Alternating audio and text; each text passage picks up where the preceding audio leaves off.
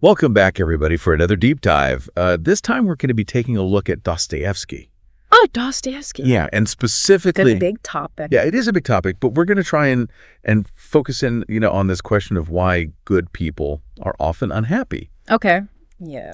And we've got a letter here that is inspired by Dostoevsky's work, and it's really focused in on this guy, Mr. Burke, who seems to be struggling with this very issue. It's interesting, because it's not just an academic exercise. Right. We're really trying to kind of use Dostoevsky's ideas To understand. to understand a real person. And what are some of the details in the letter about Mr. Burke?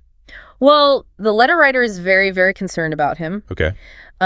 Paints him as somebody who is deeply principled, perhaps even to a fault. Okay. And the sense is that his very convictions are kind of weighing him down. So he's burdened by... Yeah, almost like he's isolated because of them. Got it. And the letter writer is also sort of intriguingly, drawing these parallels between Mr. Burke's life and Dostoevsky's characters. Yeah. I mean, he's talking about Prince Mishkin from The Idiot. Mm-hmm. He's talking about Raskolnikov from Crime and Punishment, even characters from the brothers Karamazov and Notes from Underground. Yeah. And it's really kind of like he's using these figures almost to illuminate Mr. Burke's situation. Absolutely. And it's like we can use these characters as a lens. Yeah. To try and understand. Right. Yeah, to try and understand. Yeah. So let's get to the heart of this then.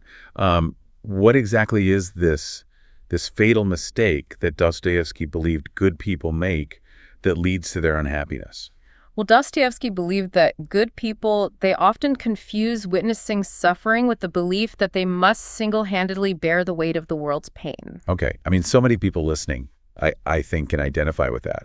Especially when you care deeply about the world. Yeah. It's so easy to kind of feel that pressure to fix things. Yeah, you want to do something. But where's the line, right? Yeah. Between simply witnessing that suffering and then feeling this need to kind of step in and save everyone. Well, and this is the key point. Yeah. For Dostoevsky, true responsibility lay in recognizing our shared humanity. Okay. It was about standing together, not isolating oneself under these kind of impossible expectations. So it's not about kind of turning a blind eye to suffering, but it's about understanding that we can't carry it all alone. Exactly. Okay, and Dostoevsky's characters who kind of fall into that trap of trying to become saviors, yes, they often end up the most broken. That's right. And you think about somebody like Raskolnikov from Crime and Punishment. Yeah, Raskolnikov, I mean, he thought he could actually justify murder. Right, he thought he knew for the greater good. He could fix things. He could alleviate suffering. By taking on this terrible act. And it destroyed him. Yeah. The guilt, the isolation, the realization that he couldn't handle. That he couldn't handle it. So Dostoevsky is really kind of warning us against that savior complex, right? Yeah. We can't carry the weight of the world on our shoulders. Exactly. He's offering an alternative. Okay. And it's the alternative of shared responsibility, shared humanity, shared suffering. Right. Father Zosima in the Brothers Karamazov famously says, each is responsible for all. Right. And he wasn't saying, carry that burden of all alone. No. He meant something. Much deeper. Yeah. Yeah, he meant connecting with each other. Sharing the load, being there for each other through, life's challenges. Precisely. And he illustrates this beautifully through, characters like Alyosha. In the Brothers Karamazov. Yeah, whose love for his flawed family, his willingness to kind of stand by them even when they messed up. Yeah. That was his strength. And that's such a stark contrast, to the narrator in Notes from Underground, who's so trapped in his own head. Yes. So consumed by his own sense of inadequacy that he completely isolates himself. It's like he builds a prison of misplaced responsibility and fear of not being good enough. And that's a key point. Yeah. This misplaced sense of responsibility can be so damaging. Right. It can lead to isolation, to bitterness, to despair. And so how do we avoid that? Yeah, how do we avoid that trap? How do we stay good and compassionate without, burning ourselves out trying to fix the whole world? Yeah, it's a great question. What did Dostoevsky suggest? So what did Dostoevsky suggest? How can we avoid that trap? Stay good and compassionate, but not burn ourselves out trying to fix everything. Well, he believed the answer lay in love, but not just any kind of love. He saw it as an act of choice, a courageous decision to connect with others, to share in their suffering, to offer support and compassion even when it's hard. I mean, and he famously wrote, "Love in action is a harsh and dreadful thing. compared to love in dreams. Right, exactly. What did he mean by that? He meant that real love that has impact isn't always easy or comfortable. It demands that we step outside ourselves, that we face difficult realities, that we be present with others in their pain. Yeah. That we show up even when we don't have the answers or the power to fix everything. And this whole idea of love, as a solution in a way, it kind of ties back into something you mentioned earlier about this sort of shadow side of being good. What did you mean by that?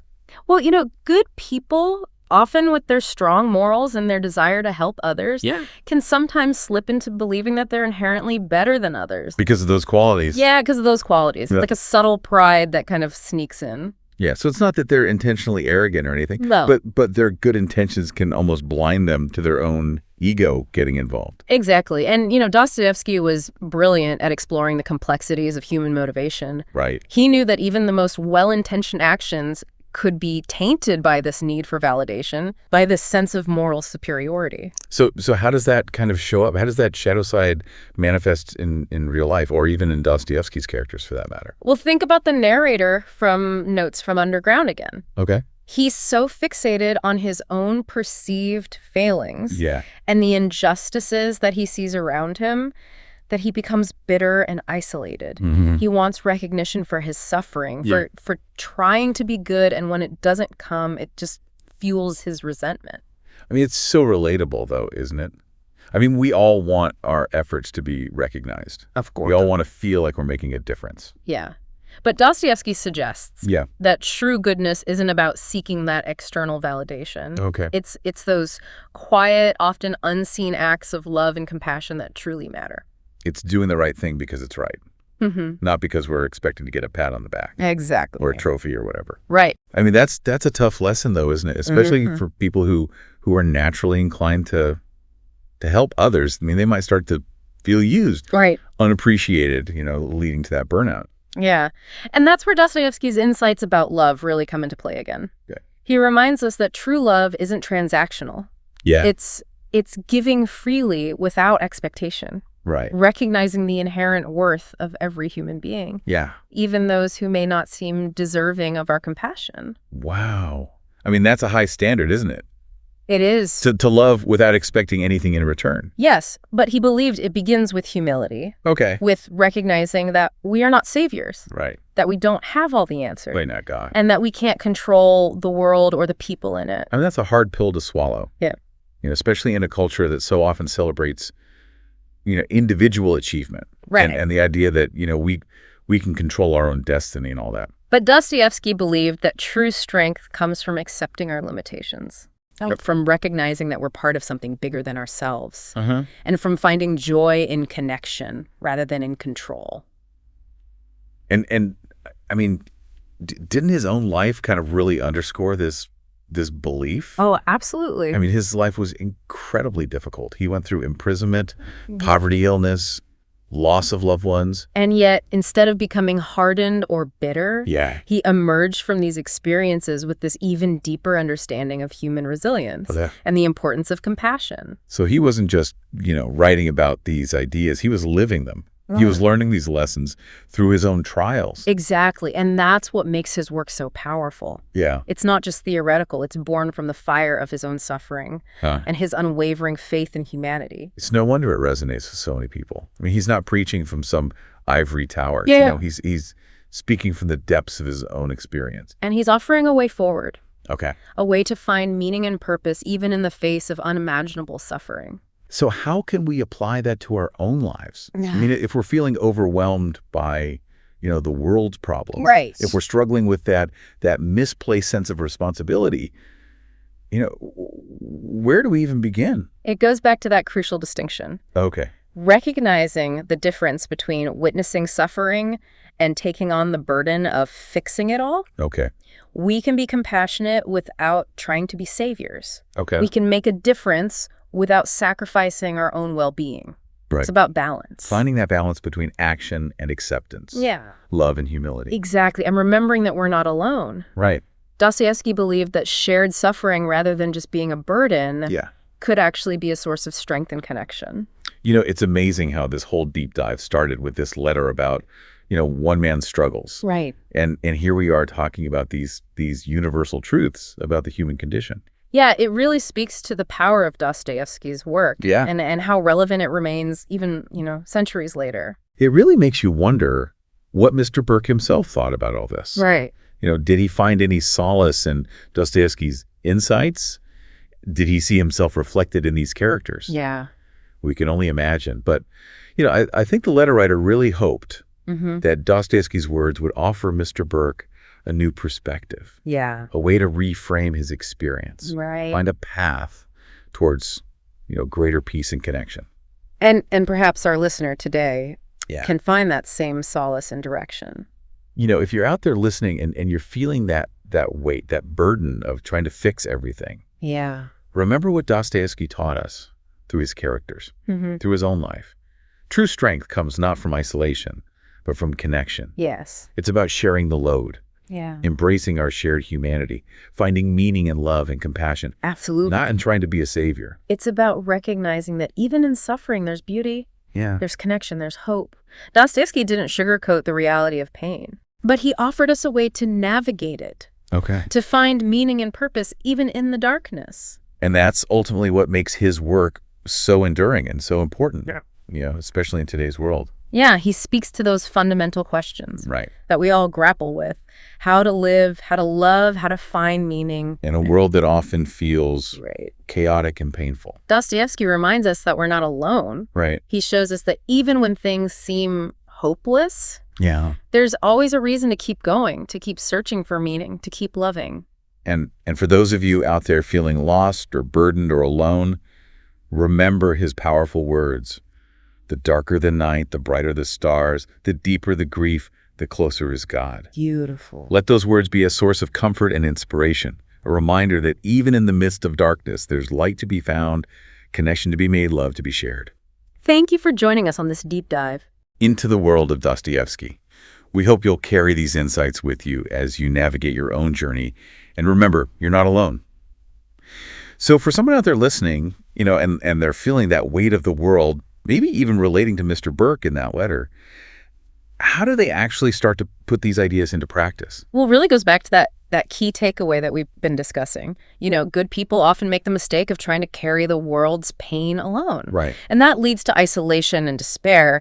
But true happiness, as Dostoevsky saw it, Yeah. comes from accepting our limits, embracing shared suffering and finding purpose in love rather than in solutions. It's amazing to me how we started this deep dive with this letter about one man's struggles. Right. And it's really led us to these kind of universal truths about the human condition. It really speaks to the power of Dostoevsky. Yeah. And how relevant he remains, Yeah. Centuries later. centuries later. It makes you wonder, what Mr. Burke himself thought about all of this. Did he find any solace in Dostoevsky's insights? Yeah. Did he?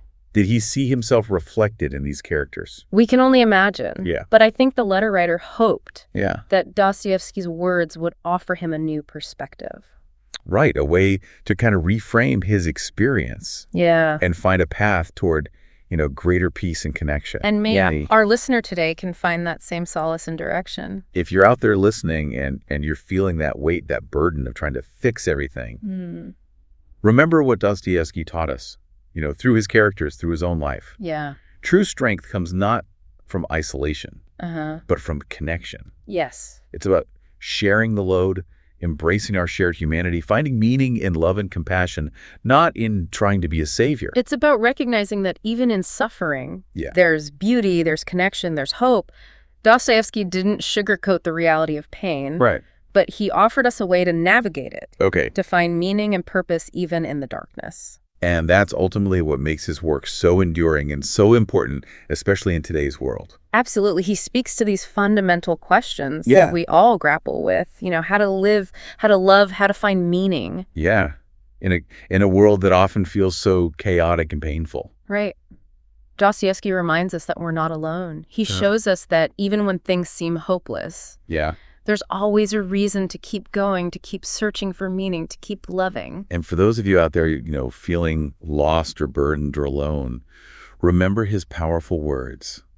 The darker the night, The brighter the stars, the deeper the grief, the closer is God. Beautiful. Let those words be a source of comfort and inspiration. A reminder that even in the midst of darkness, there's light to be found, connection to be made, love to be shared. Thanks for joining us on this deep dive into the world of Dostoevsky. Absolutely. We hope you'll carry these insights with you as you navigate your own journey. And remember, you're not alone.